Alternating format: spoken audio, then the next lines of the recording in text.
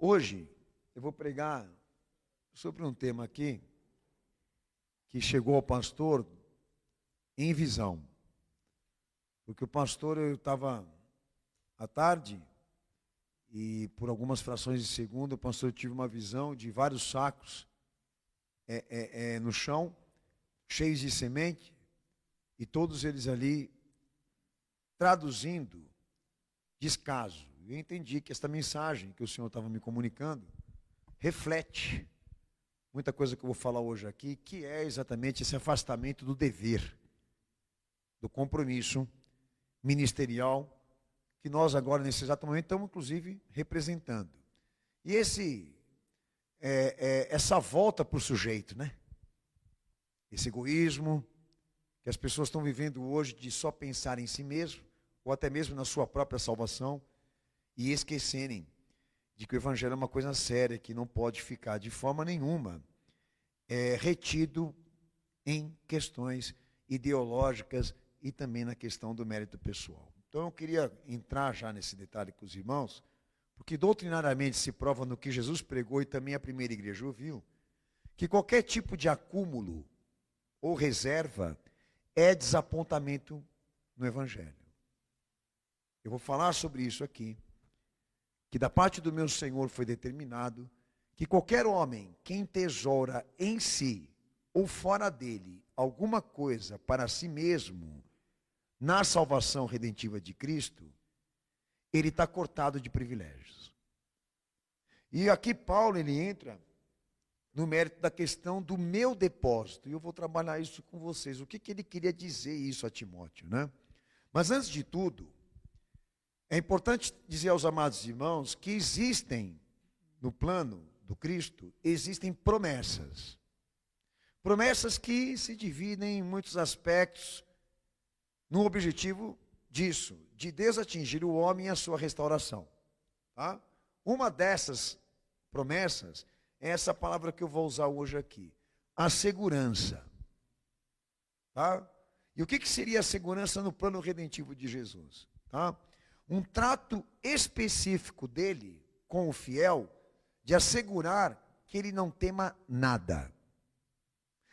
Realmente isso existe, esta posição e esse estado na fé, de que aquele que seja fiel a Jesus, ele não tenha nada do que temer. Só que essa palavra, como tantas outras expressões no Evangelho de Jesus, ela reflete o quê? Um tratado específico da salvação que ele efetuou, que ele cumpriu como Cristo. Então quer dizer que esse estado ou condição de segurança, ou seja, que nos dá a capacidade de não temer nada, isso é um estado e posição de privilégio. E privilégio ou condição de privilégio que só é concedido a quem Jesus confirma na fé. Então diríamos que segurança aqui é uma condição e um estado que Jesus ele providencia ao fiel. Por isso é uma ação proporcionada. Não existe na fé aquele que é seguro de si mesmo. Tá? Na fé existe aquele que recebeu de Cristo a segurança, que é o inverso. Por isso um estado e uma condição de ação privilegiada, proporcionada. E quando eu falo ação proporcionada é porque Jesus concedeu privilégio para aquele que está debaixo da fé e ele confirma. Quando a gente fala desse privilégio, a gente fala do quê? Também de um estado e de uma condição de privilégio, de graça que Deus concede ao fiel, que ele não só proporciona, como também ele supervisiona. Que quer dizer que isso não chega para qualquer um. Chega para o fiel e para aquele que está na fé.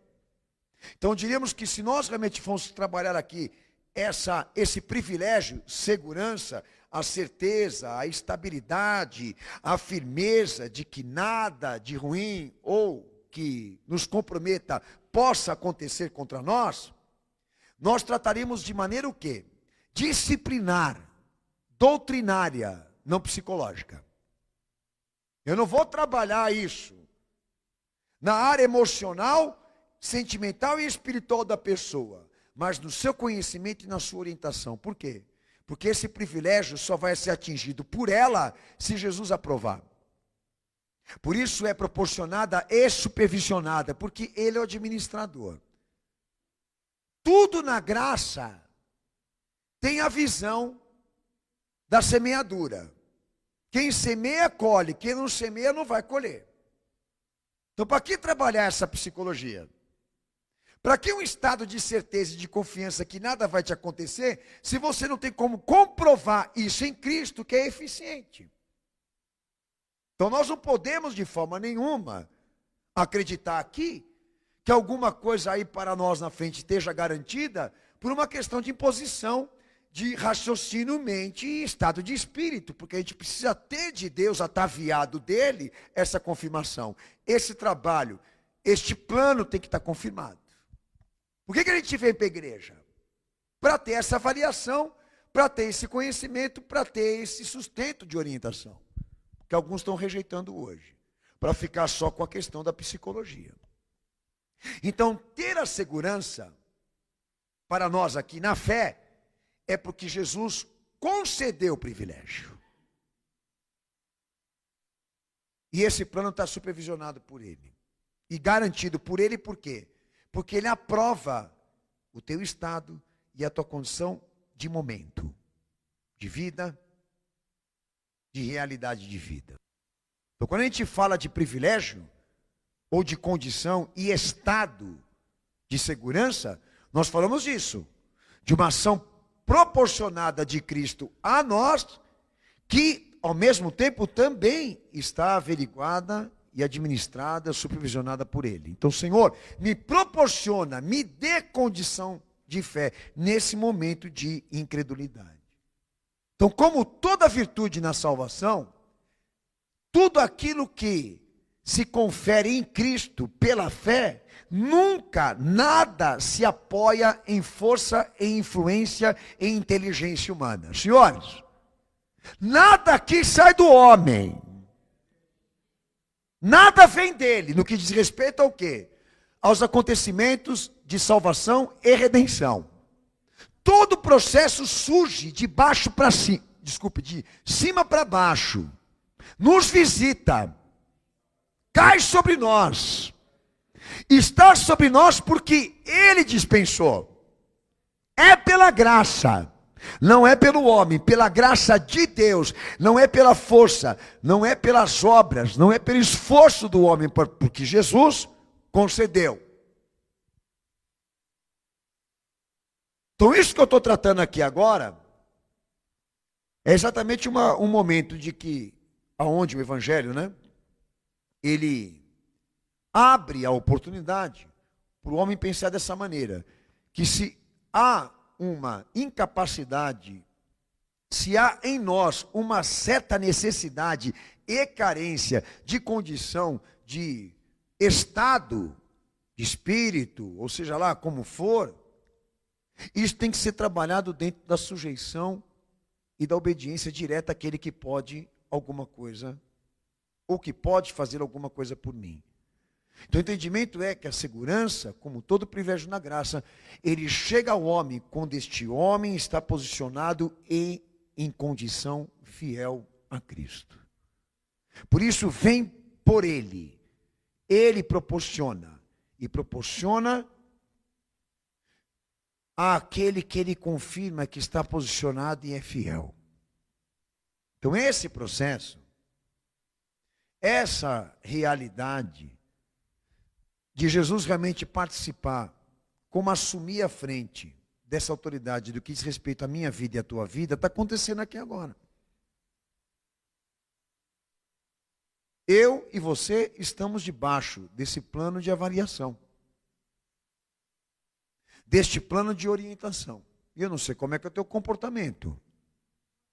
Eu não sei qual é a tua realidade. Mas eu estou dizendo a você, você não vai conseguir fazer outro milagre. Que digo que alguma coisa da parte de Deus, por intermédio do Filho dele, chegue para você fora da esfera do acontecimento do Calvário. Não se anime, não se iluda. Nada aqui cai do céu sem confirmação dele e avaliação dele. Toda escritura que Jesus cumpriu, ela traz essa visão jurídica de como as coisas precisam ser ensinadas e praticadas pelo homem, para que no final dessa obra, desse curso, desse propósito, Deus avalie. A palavra mesmo Pentecoste, para vocês terem uma noção, ela traduz isso. O tempo da semeadura e da colheita. Pentecoste é isso. É o tempo da colheita, ou seja, a colheita é a graça, é a bênção, ou seja, é a aprovação daquilo que o homem semeou na esfera da vontade de Deus. Naquilo que condiz com a vontade dele. Então não há colheita em Atos 2, exemplo, não há dispensação se Cristo não sobe, se ele não ressurge, se ele não vai, não tem consolação, não tem o Espírito Santo. Tudo na Escritura, irmãos, está definido por ordens de cumprimento, de ordenança e obediência. Então, acreditar que alguma coisa da parte de Deus vai acontecer aqui a mim e a você, sem esse trabalho, é antibíblico. Eu não vou acreditar num negócio desse aqui.